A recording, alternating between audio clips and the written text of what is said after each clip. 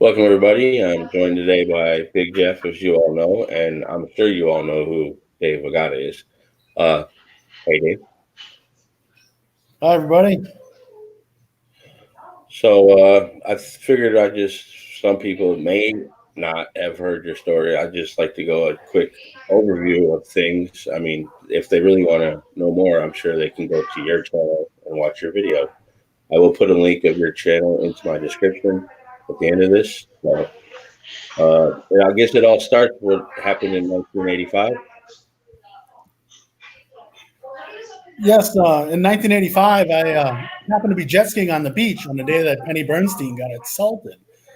And Penny's husband came up to me and asked me to go look for her on the beach with my jet ski. And I went up the beach, and on my way back, I saw her running over the dunes. She was running like she was on fire. I mean, come flying over the dunes. And I drove up and kind of crashed, got up, she ran past me to the people who were holding a white towel who were right there. Like they were waiting for her. And the cops had walked up the beach, and I was standing there for a little bit. And I figured, well, I know this whole area. You know, I grew up there. I knew all the trails through the woods. I mean, I knew I could have ran that guy down back then like nothing. You know, I thought, well, I'm going to run and see if I can see what the hell happened, you know, because I didn't even believe she was attacked at first. I thought maybe she hit her head running or something. I couldn't believe that somebody attacked her. But I ran up the sand dunes, and as I ran up the sand dunes, the cops started freaking out. Like, no, come back here. You're going to mess up the crime scene. And I got to the top of the sand dunes. Were those Manitowoc Sheriff's Department, or was it the PD? It was two city cops. One was Bill Biro. The other one was Charlie Clouk, something like that. Mm-hmm. And another friend of mine was there. Bernstein's husband was there. And I think some other people. I don't remember. There was 7 or 8 people that had come up the beach. And I got to the top of the dunes, and there was people back there behind the dunes where she had come from. And the cops were screaming at me to come back. So the guy I saw standing 20 feet away from me looked guilty as sin. He was standing there looking right at me with his eyes wide open. And I didn't know who it was. And I turned, and there was several more people along the trees, which had been about, I don't know, 75 yards away or something, a little less. And there was also, I'm almost 100% sure, there was somebody laying on the sand dunes videotaping on one of them big old video cameras they had in the 80s. You know, he had to put on the shoulder. And he was laying on the sand dunes videotaping what was going on the beach. You know, looking around. And I came down the dune, and the cops were like, "Oh, you can't go over there. We got people over there, and you're going to mess up the crime scene." And that was about it for me. You know, I hung out there for a little bit. I was upset. I mean, she was all beat to shit. She looked legitimately beat up. You know, she's covered in blood and something else, either snot or something. You know, from I don't know. Supposedly she was being choked, so I don't know if she puked on herself or whatever. But she was ugly. And did they ever get any statements from you at all? I don't think so. No, I don't think I filled out a statement at all. That's odd. Yeah, you would be like eyewitness. You witnessed her running from the scene, so yeah. You know, if I did, it was brief. You know, and I knew the cops, and I had zero thought that there was anything going on other than, you know, what was being told. I didn't have any conspiracy thoughts in the least. You know, I figured after I heard she was attacked, she was attacked. And they brought her down the beach. They put her in the ambulance, and away she went. And I loaded up my jet ski, and I was out of there. Now, how long after that incident was it on the news? Within a day, probably. You know. And they had no suspects at all in mind at the time? No, not that I knew of. I didn't really keep up on the news that much, you know, until they arrested Avery. Mm-hmm. They did that within 11 hours, didn't they?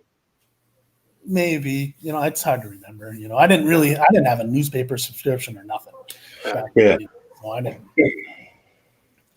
And back then, Stephen A. wasn't even big news yet. He was just a small town kid that got into trouble. I knew who he was because he burned that cat. You know, Yeah. it was Word of mouth. Yep. Now, did you follow the trial at all? A little, but not really. Yeah, I knew he had a whole bunch of people saying that he had like alibis and the cement story, and I knew that there were some detectives that tried to drive the route, to prove that he could have driven from the beach to wherever he said he was. Yeah, with 5 kids in the car and his wife and receipts that So I was wondering if it ever occurred to you, or it ever struck you as you were going through the trial description, as to whether or not the events that relayed at the official story at the beach was much different than what you had experienced. If that ever was, that's not what happened. I was there, and this description is not what happened. I never thought that until I heard Penny Bernstein's account of it on the Radiolab. Mm-hmm. She says on there that she was wandering around and these people found her. And that is not what I saw. She came running like she was on fire over the sand dunes. Like somebody had just let her go, Wow.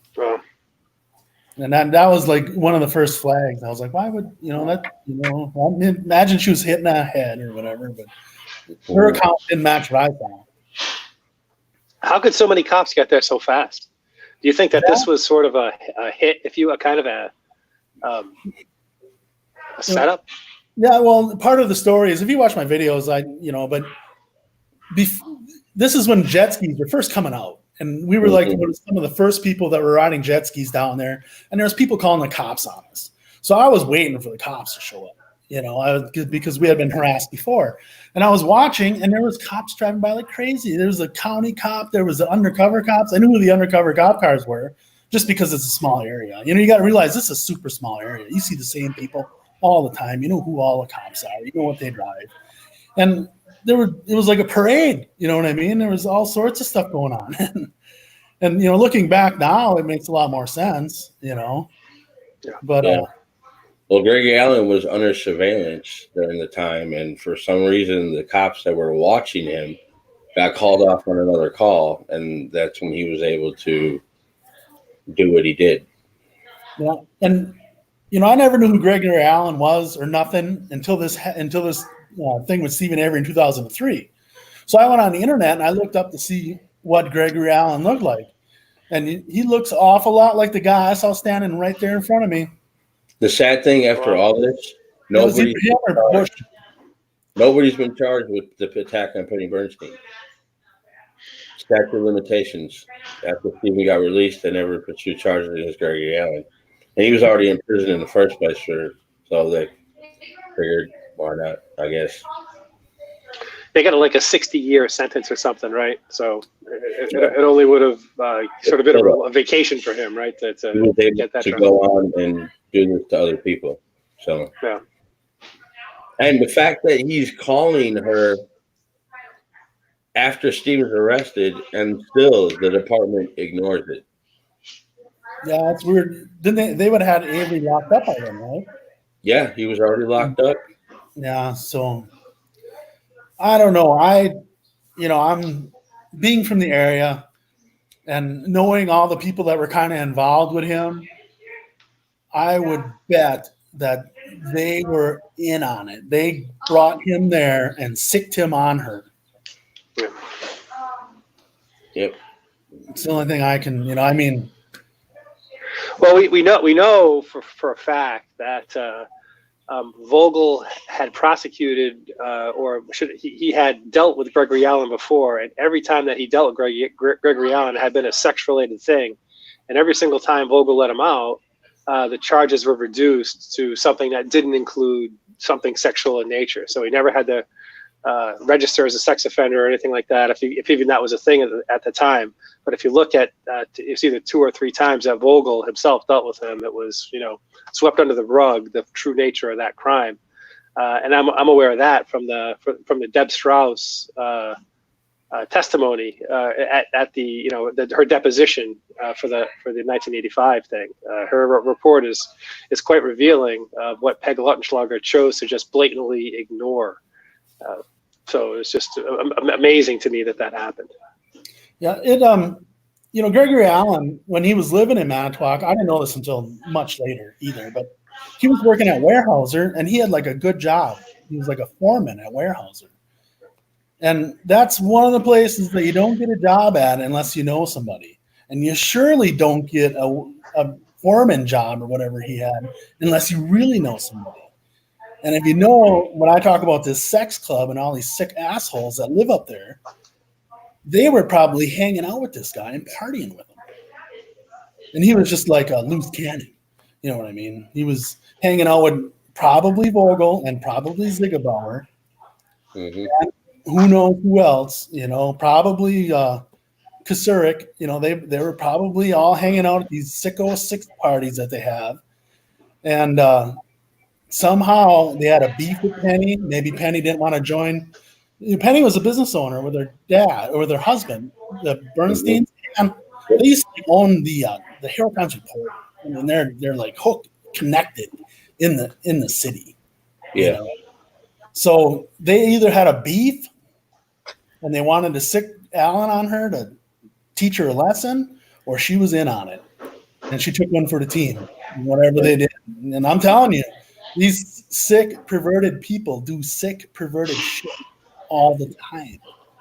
And who knows what they were doing on the other side of them doings with her, whether she was in on it or not. Yeah. So these clubs, Dave, that's one of the most. When I talk to people about you, they always say that they would love to hear more about these clubs. Not necessarily from I don't think because they're titillated by it. So much as they kind of want to understand your view on what the structure is. Now I know they came to you according to your videos, and you were like, "No, I don't want anything to do with this," and I don't blame you for that. But it was like a month or two after the Stephen Avery thing, the county supervisor, I don't think he was the county supervisor then, but the big shot of the county shows up. I'm just a dipshit working at a gas station, pumping gas. You know what I mean? I didn't go to college or just barely graduated high school, And he's like, Dave, we'd like to have you join this club. And he whipped out these pictures, these gay homeless Polaroids, and he's showing to me at my place at work. I'm like, get them away. What the hell are you doing? And this is the key part, though. It wasn't just a sex club. He says that everybody who's in business or politics in the area is in this club. And we have these parties. And you have to be in this club to be in business and politics in the area. Mm-hmm. And I was like, why? I owned a jet ski rental business at the time, but I mean, I had like 2 jet skis. I'm sure, they didn't want anything to do. They didn't want. I have an experience for I lived in a small town here in Wisconsin. One of the there's 3 bars in the town, and one of the bars is owned by one of the sheriff officers in the county. Well, the local municipalities, they would constantly pull people over that were leaving the other bars. And eventually, there's only one bar in the town now. Yeah, well, they did that I worked at the Back 40 as a bouncer before I bought my bar. And that's what they did to the Back 40. The owner there had got on the out to them somehow. And every night, they'd have a cop sitting on every road. And they're pulling over customers. That ruins your business. If everybody knows the cops are waiting for you. Right? That's how all these small towns make their money, is from pulling people over. Either taxes, citations, or what it be. That's what they bank on. Like if you're driving through counties on the interstate, you better do the speed limit at night. Yeah. And hopefully they're not looking for it. They'll make some shit up. The truth is immaterial to what if they have an agenda. You started out on the clubs. You started to talk about the sort of the structure of them. So that in your opinion, what happens, and they'll try and co-opt the local business owners and sort of cater to your perverted desires in these clubs, and everybody has compromising pictures of everybody, and that's the reason why none of it's ever outed. Yeah, that's the way it sounded, you know. And after this, I did something really stupid, and I bought a bar in Manitowoc when I was 20 years old, you know. And right away, I started getting harassed by when the dude showed me these pictures. There was two teachers that I recognized from a high school I went to, and a coach who was a junior Ramblers coach, you know, like junior high school. Mm-hmm. And I bought this bar, and I started getting harassed by these people. One of them was the coach for the junior Ramblers who was in these pictures, telling me I had to go down to the basement of the Eagles Club and join this club if I was going to have a business. And at first they were nice. They sent a couple different people to talk to me. It was racketeering. You kick up. It's just like the Sopranos. It's just like the mafia. Yeah. You know, you kick up and then they throw you a bone and have a party at your bar or something, you know. Yeah. And it started out nice, but I didn't, you know, I was already turned off from these the good old boys from when I was a kid, because I had some issues when I was a little kid with a cop who was harassing our family, and he got away with a lot of shit, and it was never brought out. It was never in the paper. He finally lost his job, but nothing happened to him, you know. It seems like they try to recruit you to this club, and then they get dirt on you so you can't leave. Yeah, that's where you can't leave the area. They take even the way I understand it, even if when you get inheritance, part of that. Just think about what's the incident with your bar owner. What if you hadn't been out of the state? What do you think they would have did? They probably would have tried to blame it on you. When my manager got killed, when she died, I think looking back at it, because the coach guy, who wasn't really a bad guy, you know, I kind of knew him, but he told me if I didn't join their club, something really bad was going to happen to me. And he was like bitching at me, you know, mad, you know, and I was like, you know, this guy's drunk, you know, and then some other people were in there asking me, what's wrong with him? I said, he's drunk, you know, but luckily I went up north 2 days before this, and then Marianne supposedly died, you know, of a heart attack, 42 years old. She had a bad heart supposedly, but, you know, I don't know. She was alcoholic. Yeah. You know, she was a bar manager, but, I wasn't there, but when I came home, like a few days after this, my mom told me they were here looking for you. I'm like, well, who are they? You know, them and the cops, you know. I was like, well, what happened? You know, Marianne died. I was like, oh shit, you know, Marianne died. She was running my bar, you know, she was doing everything. She did my taxes. She did everything, you know. So I went down there right away with a friend of mine at 6 o'clock in the morning, and and my bar was emptied out. I mean, everything was gone. I mean, there was a couple cases of beer and an open bottle of whiskey, and that was it. All my stock, I had a few $1,000s over cash because people would come from Weyerhaeuser up the road and cash checks on Friday, and then they'd sit there and get drunk. Yeah, and I'm down there. I'm practice at a lot of bars. People go there on Friday, cash their checks, and most of the time they have tabs already, so they pay their tab. Yeah, they got too big of a tab, and they never see him again. But you know, I'm sitting down there, and I was devastated. I'm like, I'm done. You know, this bar is over. You know, and there was a party. What was their excuse for taking everything? They had a party. Bob Zigabauer was there behind my bar giving away my shit when they had this party for Marianne after she died. Oh, beautiful. You know, I found that much later too, you know, way after. That's a new name to me, Dave. I don't know if a lot of people in the Making a Murder community are going to recognize that name, Zigabauer. He's the county executive. He's the guy that told the coroner that if she went out to the Avery house, they were going to arrest her. Yep. Okay. But anyways, I'm sitting in my bar at like 7 o'clock in the morning, you know, and Marianne's boyfriend shows up. I kind of knew him, and he's just freaked out. You know, he had found the body, you know, and I, you know, he's telling me that when he found her, she was covered in blood, and there was a gun on the table next to her. And she told me that these people were harassing her. She was scared for her life, and she was sleeping with a gun next to her bed, you know. And she had a heart attack, but she's covered in blood. When the cops showed up, she was such a gory mess that they handcuffed him right away and arrested, detained him because they thought he killed her because it was such a gory mess, you know. And then later on, they determined, well, it's a heart attack. You know, I don't know. It's possible, I guess, for you to, like, if you have a massive heart attack, to aspirate blood as you're dying. Yeah, I mean, it's not. It depends on what part of your heart failed. Yeah, you know, I've said ever since I figured all this out that they need to dig her up and check her for a bullet hole. You know, it can't be done. You know, I feel really bad for her. You know, because I kind of threw her under the bus.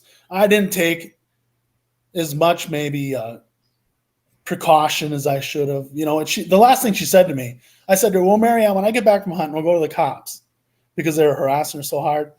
And she said, they are the cops, Dave. Yeah. That was her last words to me. Wow. And do you think they were targeting her to target you, or they were targeting her? It was the same people, and we weren't kicking up.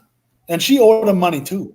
She had run a bar up the road called Pat and Mike's or something like that. I don't remember. But her building got condemned, and she had got into these people for money because she was borrowing money, like $30,000 or $40,000, which is a lot back then. And she was trying to pay them off. And I was letting her. I said, Marianne, you know, work on getting them guys paid off. And then she wanted to buy my bar from me. She changed the name of it to the Madhouse. And she was going to like buy it on a land contract, which I was so sick of the place, man. Let me tell you, I was harassed by everybody, man. I was getting sued by 2 or 3 different people. Somebody fell down on my steps and I got sued. Another lady fell down on the crack in a sidewalk and sued me. A guy busted a bottle on another guy's head in the bar and they sued me. I had the slumlord landlord guy after me. The bar was getting broke into. I had a soda machine outside the bar. It was getting stolen and broken into. I mean, it was just a nightmare. Yeah, I have a question for you, Dave, in the chat. I'm going to share it on the screen. It's from Braun. She says, do you think Ziegler daughter's murder is at all connected with the network? I don't know anything about Ziegler's daughter being murdered. Me neither. This is news to me. So maybe Brian knows everything. yes, it is.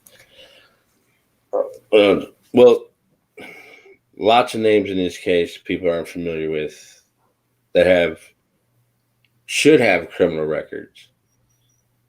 Yeah. For some reason, they don't. Yeah, I had a guy who knew Ziegler and Vogel and who contacted me on Facebook. I don't think it was his real name, and he told me a bunch of stuff. But supposedly Ziegler and Vogel were like in a relationship. Nothing against gay people. I'm cool with gay people, but that's important. Yeah. Dave, who in your opinion was the real puppet master here? You know, some people say Kasurik, some people say Vogel. You know, who was the Tony Soprano of this mafia? Was it Ziegler? Him, Kasurik, and there's a couple of different big business people in the area. I could get sued probably for saying their names because they're private people. Well, I'm sure. Well, but you know, I'm not going to go there. But I think they kind of take. It's like they trade the podium. You know what I mean? They vote. Okay, this guy's going to be the king for a while, and then so and so takes over. It's kind of like the Grand Poobah, the Knights Columbus, or whatever. You know, it's like a club within a club. You know, within the clubs. You know, the people want to say it's like the Knights Templar, the Masons, or whatever. All them. That's just the front. This club is a club within the clubs, and they move around within all the clubs. You know, all these fraternal organizations. Sons of Herman. I've never heard of them, but okay. I think that's a particular German-based organization, but yeah. You know, people always want to bash on the what are they called? I just said the name. Knights of Columbus. The Freemasons, you know. Freemasons, yeah. And you know, like Paul Catapoldi, you know, he says he's a Freemason, and I'm sure he's a great guy, you know. And There's most of the people in those clubs probably are great people, but there are people within the clubs that are. It's not just who you know; it's what you know too. Yeah. And what they don't want you to know. So when you, go ahead, Billy. Sorry. Go ahead. Jeff. Yeah. So in your opinion, Dave, killing somebody to get your goals achieved is just not something that's or doing what they did to Penny is just not something that's out of the realm of possibility. I mean, I think us three sitting here would think that would be. In today's society, some people might find it hard to believe that people will go to that length, but to do something like that on purpose, to sick a predator like Gregory Allen onto Penny Bernstein, or have Teresa Halbach murdered.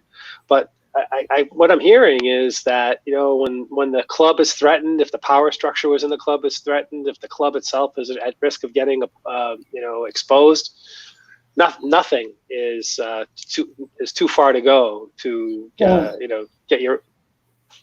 Yeah, well, there's two parts to that. One part is they also finance the company, the county. They have like bogus financial institutions. So if you build a bridge that costs $7 million, they borrow the money to the county, $7 million, and then they pay it back $21 million. So for every dollar they spend, they get $2 back. Okay, so that's part of their little racketeering scam, and there's Satanists involved in this. I'm almost positive. I can't say for sure, but they believe that when they do these ugly things to people, that there's interdimensional beings that help them in their world. You know, they actually seriously. I mean, it's not even funny. Look at the Bohemian Grove. Yeah. You know, and they're worshiping an owl. Yeah. You know, if you really, I've done a lot of research on this because I was harassed by these people. You know, I wanted to know everything about them. I used to ride my bicycle around town and follow them on Thursday nights to see where they were going. Because supposedly Thursday night was their meeting night. You know, I never seen them do anything illegal, but they keep the windows. Was it always at the same spot, or did it move around? What's that? Was the meeting always at the same location? No, they move it around. They go to different places. So I'd like to have to see them on my bicycle and follow them on my bicycle to see where they were going. And sometimes they got away, you know. But I knew who most of them were, you know, the local ones. And one time I knew where they were at, and I was standing right in front of the door saying hi to them as they walked in. We got the city owns some buildings that they let people start businesses in, and it was at one of those buildings. I just happened to be working in one close to it, and I saw them all there, you know. But they control everything. If you're applying for permits for anything, they're going to determine if you get it or not.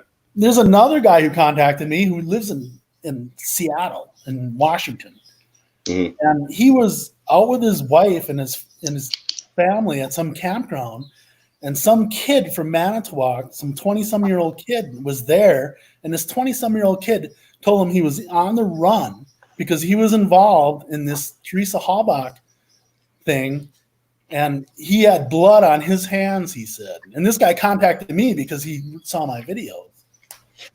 Wow. And this back in 2005? No, this is 2 years ago, about 2017. He's involved in the Teresa Halbach thing, and he's got blood on his hands now? Oh, my God. No. Okay. The dude talked to the guy. He saw him.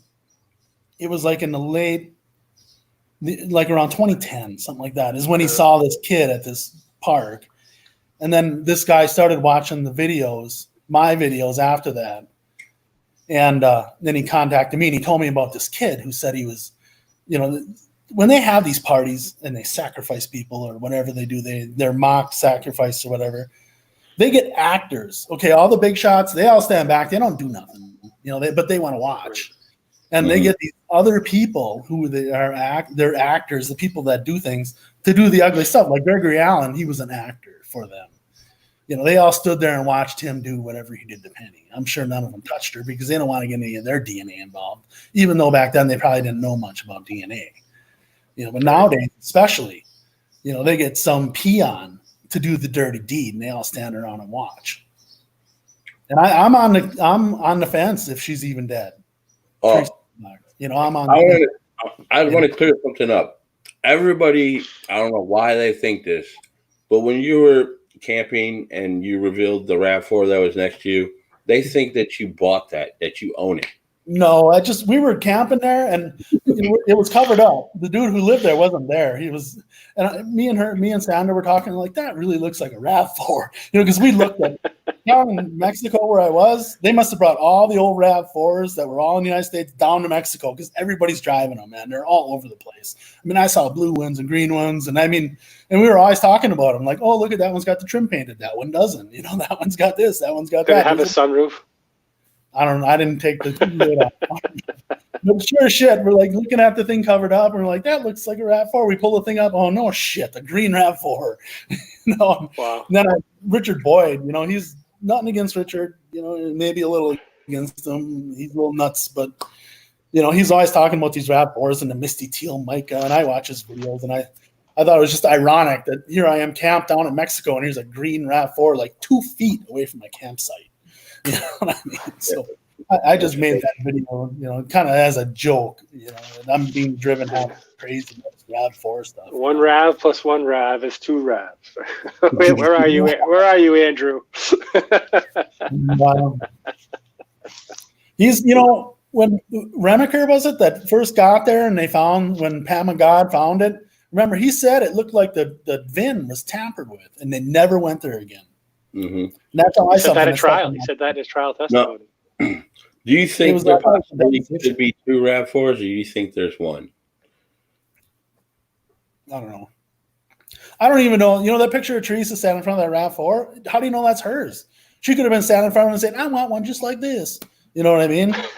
Yeah. Really? You don't know that's hers. So I know on the flyer they said it was green, right? And all the news reports too. Before they found out she was missing. They say it's green, right? So that's the problem with Richard Boyd. He looks at the news footage where they have a green RAV4 that's all green with the trim, but that's not her car. That's just a rendition of what her car looks like. Yeah, they just got one off the internet or something, a picture. Exactly.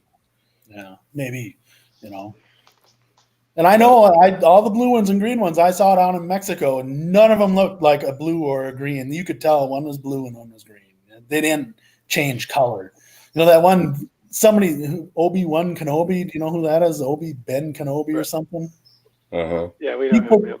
He took a clip out of my video where that's like a $40 Mexican iPhone, you know what I mean? That Sandra's making, and it just flashes green or blue for a second when I pull the thing up, and he froze that frame and said, "Oh, look, it changed color."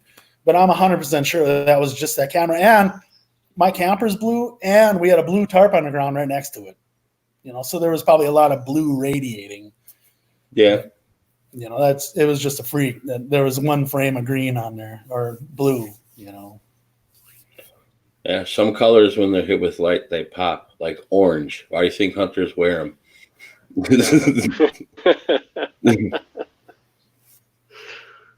So, move on to the 2005 situation with Halloween. Riding my bicycle in town. Yes. Yeah. So Halloween 2005. I'm a bike rider. I ride my bike a lot. Me and my wife decided we're going to load our bikes up in the back of a pickup. We lived out in Two Creeks at the time, about 7 miles from town. So we put our bikes in the back of the truck, drove into town, unloaded our bikes, and rode around town to look at people's Halloween displays, Mm-hmm. And we're riding around town looking at Halloween displays a little after dark, around dark. And I wasn't paying close attention at the time. It was just another day to me. Mm-hmm. And we're driving up to Patsy's Mini Mart, whatever it is on a corner. It used to have a Subway in it or a Cousins too, but it's a Mini Mart across from Pick and Save. Mm-hmm. And I'm riding up, sure as shit, there's Stephen Avery putting fuel in gas cans red gas cans, at least 2 of them, in this large F-250, 350. I had this same truck almost, a Super Duty Ford about the same year, and I noticed the truck. I noticed him. I kind of rode my bike right past him. Sandra kind of went ahead and I whistled at her like, hey, and I rode past. I looked at him. I mean, like 10 feet away, 20 feet away. And he kind of grunted at me. And he went, nothing against him, but that's what he did. And I rode past and I rode right past the truck. And there was a woman in there. I think it was Marie now, but I didn't know who it was. There was just a younger woman. I was like, well, you can't be doing too bad. Because I had seen him on the TV, living in his camp, in his fish shack. He was kind of a local celebrity. I was paying attention to what they were going to do about the 2000 or the 85 thing. I was up on that. How are they going to settle what happened there? But I noticed the truck because it was a truck like mine. I noticed the woman in there. I'm like, you can't be doing too bad. He's living in an ice shanty. He's driving a really nice truck. He's got a younger woman with him. And I noticed he's filling gas cans. And we pulled up next to Patsy's. And we stood there and looked at him. Like I said to Sandra, I said, there's that Stephen Avery guy, because she didn't really know who he was. She had heard of him. I had told her the story about the beach a bunch of times, you know. And we stood there and we watched him. He finished up. He went in, he paid, he came out, he got in his truck, he turned around, he drove away, And that was it, And then, I don't know how many days later. Do you recall about what time that was? Was it light or dark? It was dark. It was dusk, Remember, daylight savings time was on the 30th. So everybody asked the time and stuff, and it's like it was dark, and that's people say that he was talking to Jody, and he couldn't have made it there. But I drove when we went back the second last time we went home. It takes 15 minutes to get from that gas station to Avery Salvage Yard. So he could have been on the phone with Jody, got off the phone, went and picked up Maria or whatever the hell he was doing, went there and got fuel in no time at all and been back. I don't know why he doesn't admit it was him. Well, the thing is, though, they have jail calls that they're not releasing still for those particular days between the 26th and the 4th. You could have been talking on a cell phone, driving around talking on a cell phone. Mm-hmm. The 31st isn't one of them, though, right? The 3rd is the one that you really want, right? We have the calls from 31st, right? Hear them all because there's some reason they're not releasing them. And since then, a lot of people are calling me a liar and shit. It's really weird that I was involved in this 85 thing, and then in 2005 I see him again. But it's a super small area, like I said before. You see the same people all the time. It's just dumb luck. But it's weird that he doesn't want to use it as an alibi, and it's not exculpatory, Dave. It's exculpatory that he went. I think was off the Avery Salvage Yard because law enforcement would like you to believe that he didn't leave. But I think the fact that he's filling up gas cans just says, "Oh, that's what he." And then he told right when he was raping, killing, mayhem, buying gas. You know what I mean? It fits the story perfectly. I thought for sure he was guilty. And the reason he buying gas was because he just brought the snowmobile home and he wants to sell it so he can, because Jody owes debt to the state, and until she pays her debt off, she's not gonna get released. Yeah, I don't. But it was just another tick, And then when it came out, then I tried to call the county. It was like a week after, the next week. I called twice and told them that I saw him there, And then both times I talked to the dispatcher, and the woman said that they would send an officer out to my house in Two Creeks. Nobody ever showed up. So we wrote a letter and made a copy and sent a letter to him with the whole story about when we saw him, what he was doing and stuff, and never heard nothing. And we lost a copy.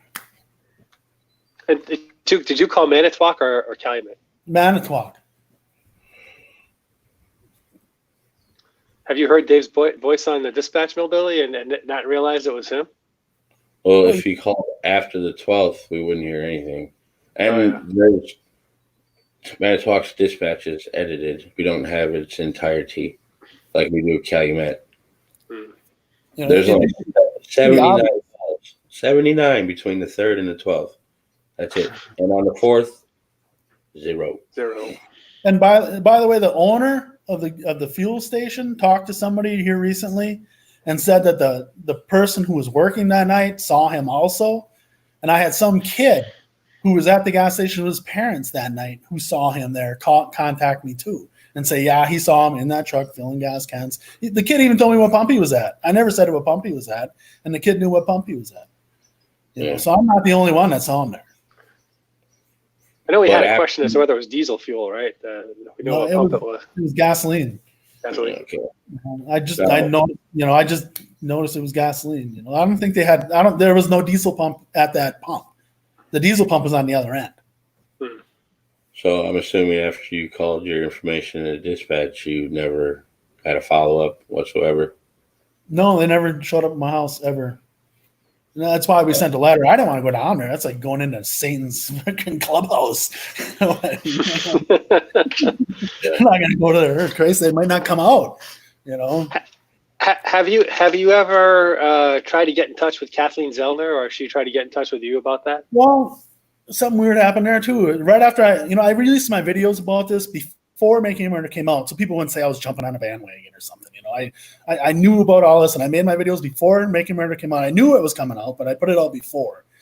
And like a week after I put out the videos, these two women show up at my house here in Texas, and they say they're independent investigators for a lawyer in Chicago, and they wouldn't tell me who it was, but they wanted to hear my story. And that was before I even knew who Kathleen Zellner was.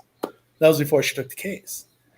And I told my story. I'm not, it's easy to tell the truth. I can tell the truth over and over and over. You know what I mean? So they came in the house, and they recorded me, and I didn't know they were recording me, but then they told me they recorded me, but I didn't really care if they recorded me because I'm telling them the same thing I told you, you know? Yeah. Well, Braun's in the chat, and she says that Chris Avery had a truck too back then. So possibly you could have seen him. No, it was Steven. No, it was Stephen Avery. He was wearing that Snap-on jacket that he has in the Making a Murderer. It was him. I mean, it was him wearing that Snap-on jacket. The one from the TV interview?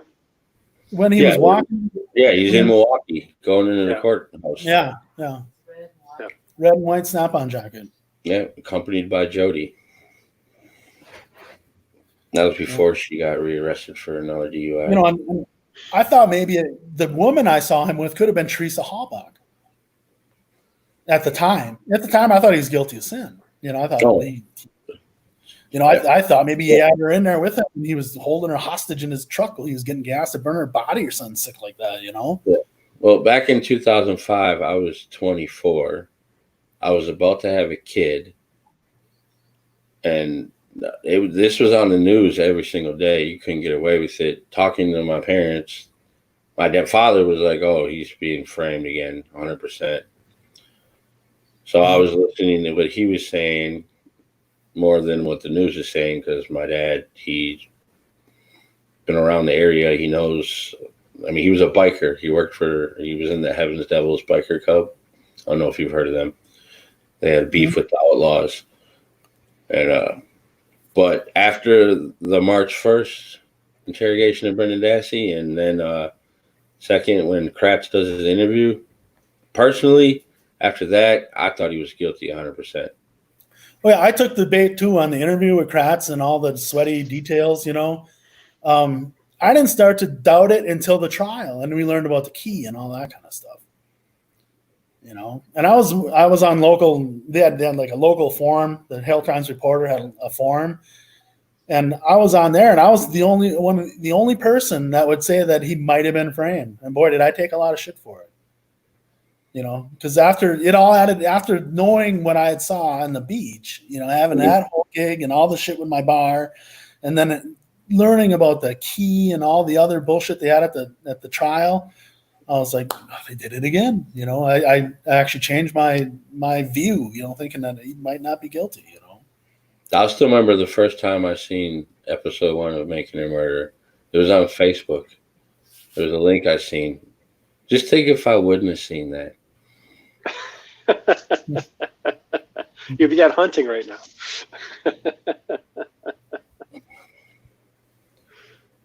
I don't know. It's troubling. You know. So I mean, if Zellner asked you to, would you provide an affidavit? sure.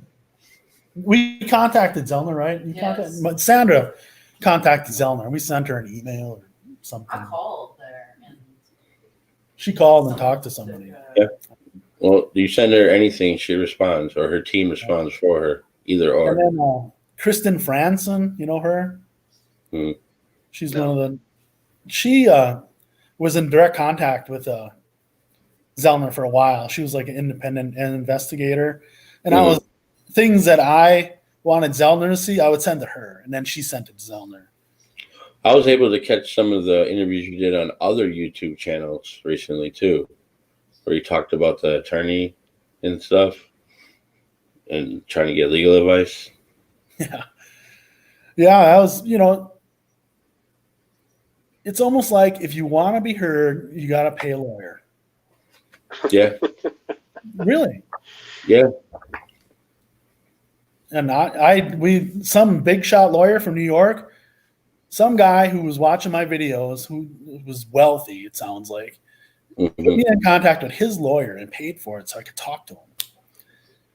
And the guy, I don't know, nothing really came out of that, did it? No. He listened to us and he was like, He listened to our story and said he's going to get back to us, and then we never heard from him again. yeah, it just kind of ran out, nothing really happened.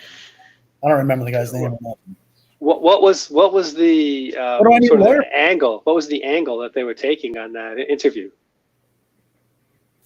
It's like I said, it seems like people think you need a lawyer to be heard or something. It's really weird. They were trying to help Steven somehow, or they Yeah. thought you were a gold mine in some way, or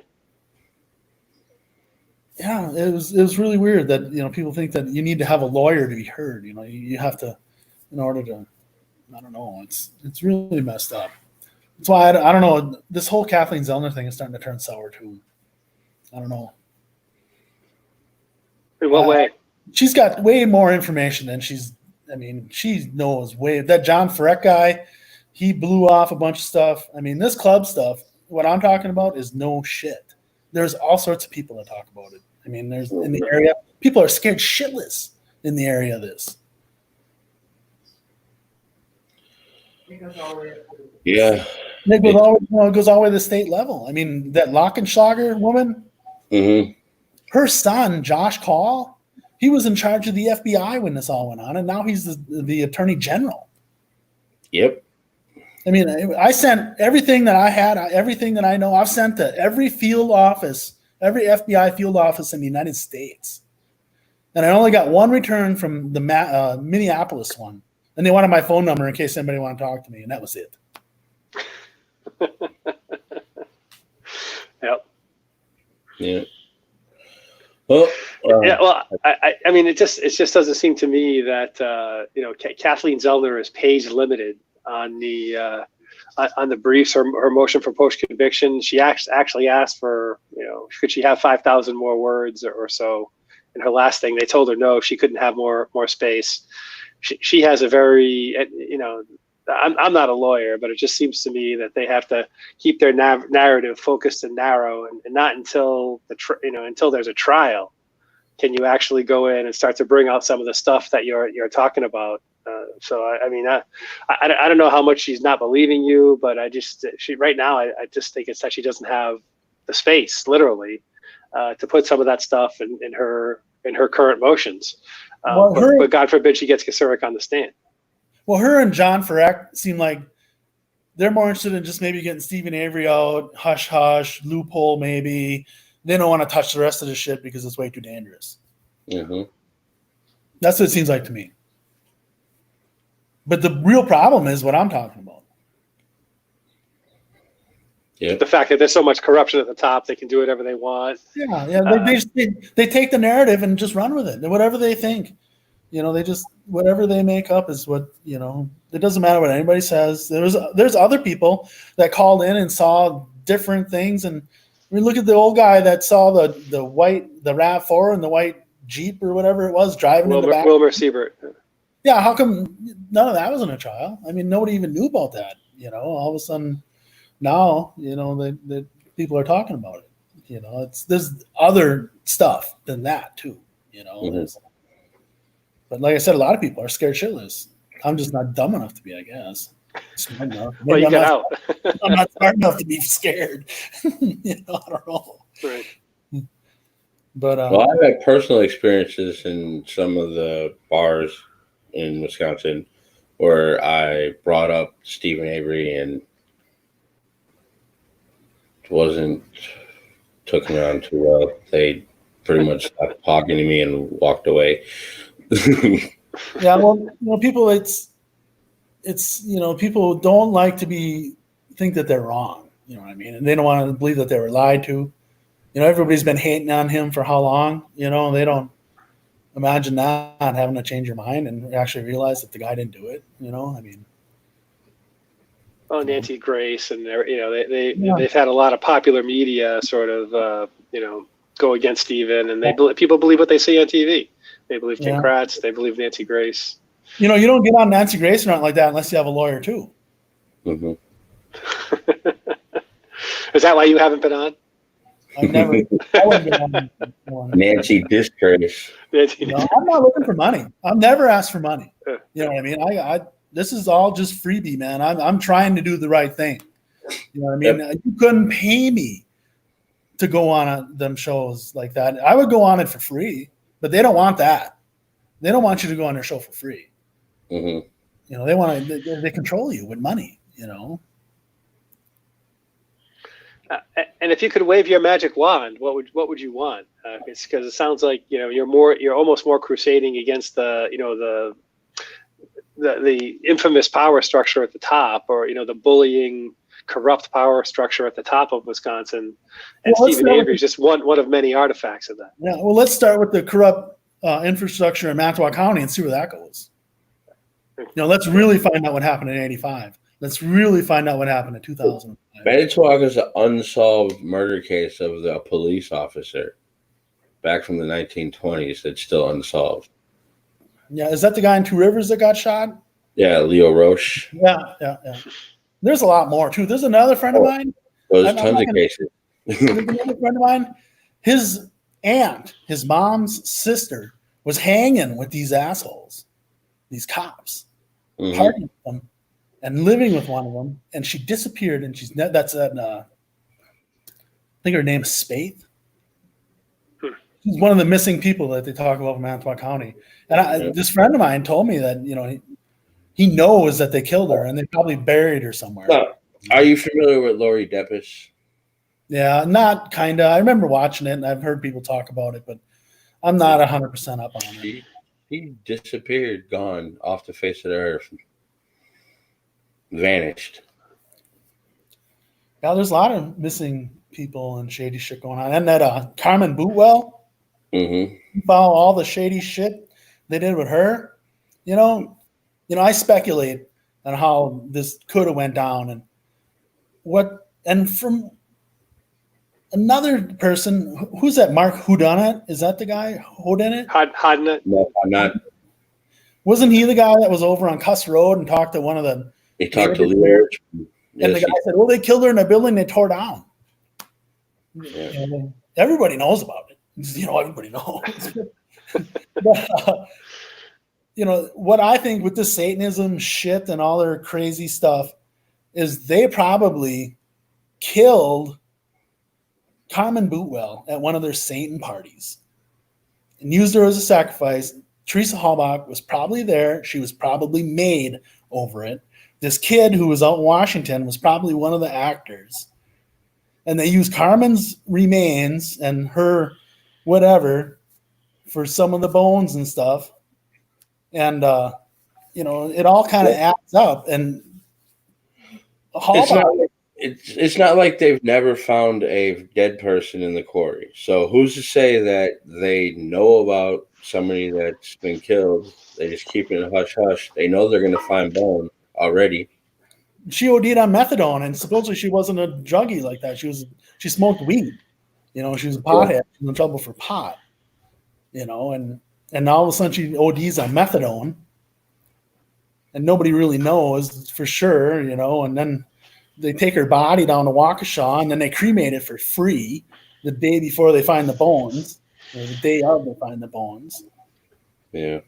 And her brother said it took an unusually long time to get the cremains back. Yeah, and you know, if anybody's, you know, if all these business people are in the club, I don't know, the Halbachs would be definitely candidates. I don't know, you know what I mean? But they surely are connected in the area. They surely have a lot of shit.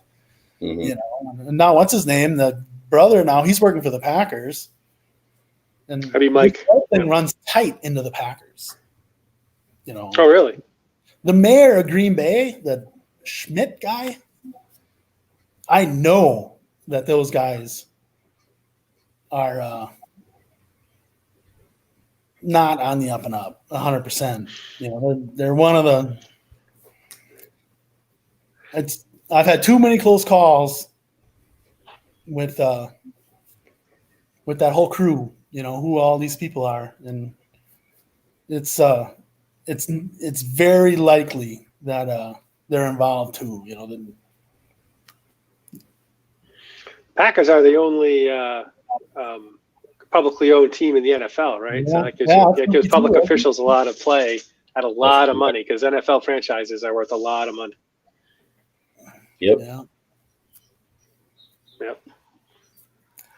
Yeah, and you know, Yeah, so also, I mean, that just speaks. I mean, didn't Mike Halbach got that job with the Packers long When he before was Teresa disappeared? 25 Right? years old or something, right? When he was just Yeah. young. Yeah, you know. But it was what? When did he get that job? 2004. Yeah, prior to Teresa Halbach. Yeah, well, they were planning it. You know, they were planning this whole thing. People were getting their ducks in a row. You know, you're going to be involved in this, and I even think that Scott Todick and Bobby Dassey were pulled into this somehow. You know. Yeah. Well, I want to thank you for coming on with me and reaching out. It was great talking to you. I appreciate it. Definitely keep up your your vocals, because I think people are hearing you. I know I heard you. Yours is one of the voices that brought me to the whole community. The fact that the cry of there's something wrong at the top here is not going to go unheeded. You're scaring them, so keep it up. Mm-hmm.